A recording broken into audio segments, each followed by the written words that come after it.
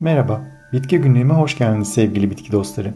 Bitkilerin dünyasına yaptığımız bu yolculukta her gün yeni bitkilerle tanışabilir, onların pek fazla bilinmeyen hikayelerini benden dinleyebilirsiniz.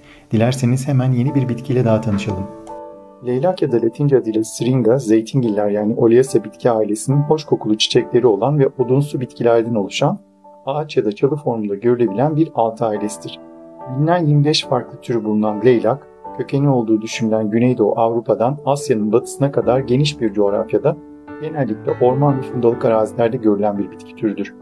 En yakın akrabası sevilen bir başka çiçekli çalı türü olan kurtbaharı yani Ligustrum. Leylak kelebek çalısı yani Buddleia ya da güzel kokulu çiçekleri olan filbahri yani Philadelphus türleriyle akraba değildir. Leylak botanik literatürüne ilk kez 1753'te Carl Linnaeus tarafından yazılan Species Plantarum yani bitki türleri eseriyle girmiştir. Bitkiye verilen Latince ismi Syringa, Antik Yunan dilindeki syrinx sözcüğünden türetilmiştir ve kamış ya da tüp anlamına gelir. Bunun nedeni bitkinin en yaygın görülen formu olan Syringa vulgaris'in dallarının içinin tıpkı bir kamış gibi boş olmasıdır. Leylak sözcüğü aslında İran kökenlidir. Farsçada bitkiye verilen isim olan nilak, koyu mavi anlamına gelir. Bu sözcük önce Arapçaya leylak olarak girmiş, buradan da Fransızcaya lilak ve İngilizceye lilac olarak geçmiştir. Yunanistan, Kıbrıs, Lübnan ve Makedonya'da leylak genellikle Paskalya zamanı çiçeklendiği için ona oralarda Paskalya çiçeği de derler. Leylak doğal olarak bulunduğu ekosistemde bazı güve türlerine besin sağlayan küçük kuşlara sığınak oluşturan bir bitkidir. Leylak türleri 2 ile 10 metre arasında boy yapar, çoğunlukla kalp ya da mızrak ucu biçiminde yapraklara sahiptirler. Baharda salkımlar halinde oluşturduğu beyaz, mavi, mor, koyu kırmızı, pembe ya da açık sarı renklerdeki hermafrodit çiçekleri oldukça yoğun ve güzel kokar. Bitkinin kahverengi kapsül biçimli tohumları olgunlaştığında açılarak çift kanatlı tohumlarını doğaya yayar. Kimilerine fazla baskın gelebilen leylak kokusu bazı kültür çeşitlerinde yok denecek ölçüde azaltılmıştır. Hatta farklı türlerin kokuları da tamamen birbirlerine benzemez. Bitkinin kokusunun aynı zamanda çürümeyi ve ölümü çağrıştırdığını düşünenler de azımsanamayacak kadar fazladır. Keza kimyasal olarak leylak kokusu içindeki notalardan birini oluşturan indol adı verilen bileşik lahana türevlerinde ve maalesef gübrede de bulunur. İşin olumlu tarafı ise bu kötü kokunun kanser ve migren önleyici olduğunu keşfedilmiş olmasıdır. Çok sayıda kültür çeşidi üretilen leylağın farklı türleri sıklıkla park ve bahçeleri süsler. Ülkemizde doğal olarak da yetişir. Bahçecilikte en yaygın kullanılan dekoratif leylak türleri arasında hafif kokulu İran leylağı yani Syringa persica, yoğun kokulu cüce leylak yani Syringa pubescens, Çin leylağı yani Syringa komerovi ve Macar leylağı yani Syringa josica yer alır. Bloomerang adı verilen kültür çeşidi önce baharda ve sonra da güz öncesi olmak üzere 2 defa çiçek verebilir. Hatta leylağın çiçekleri yenebilir.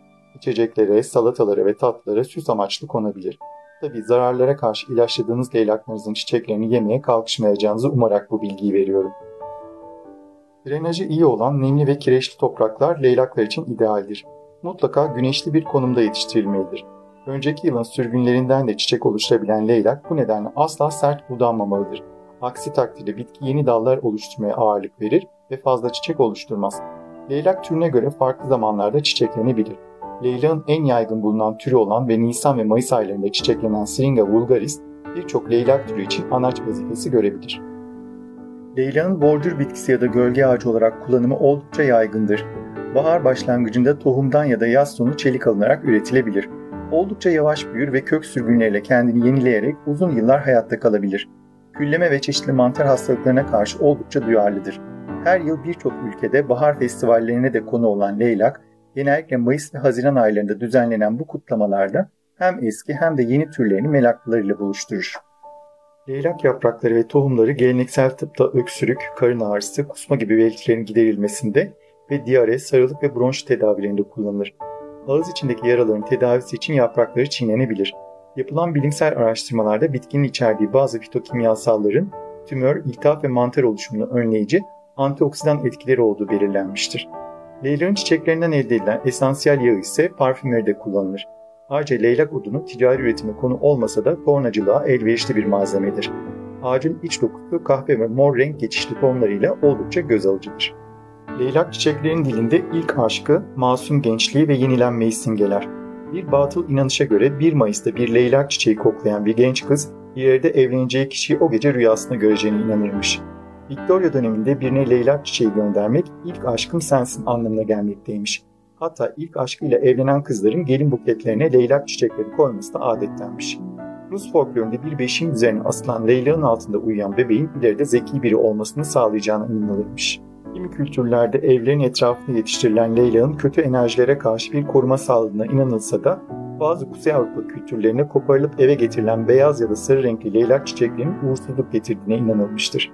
Hatta bu nedenle leylak bu kültürler için sadece cenaze ve mezarlık çiçeği olarak kullanılır ve hayatın gelip geçici oluşunu simgeler. Hatta bu nedenle de hasta ziyaretine giderken asla leylak götürülmez. Leylak çeşitli ünlü sanatçıların eserlerine de esin kaynağı olmuştur. Leylaklar sergiledikleri olağanüstü güzellikleri, yarattıkları nostalji ve derinlik duygularıyla şüphesizdir ki bu sanatçıları etkilemiş olmalı. Bu arada leylak renginin bir zamanlar aynı zamanda eskiden tıpkı siyah gibi matem rengi olarak görüldüğünde bilgilerimize ekleyebiliriz. Hatta mor renkli leylaklar genellikle gece ve karanlık ile ilişkilendirilir. Hayaletlerin kokusunu sevmediğine inanılan leylak çiçekleri evlerden hayaletleri kovmak için veya aşk büyülerinde kullanılırmış.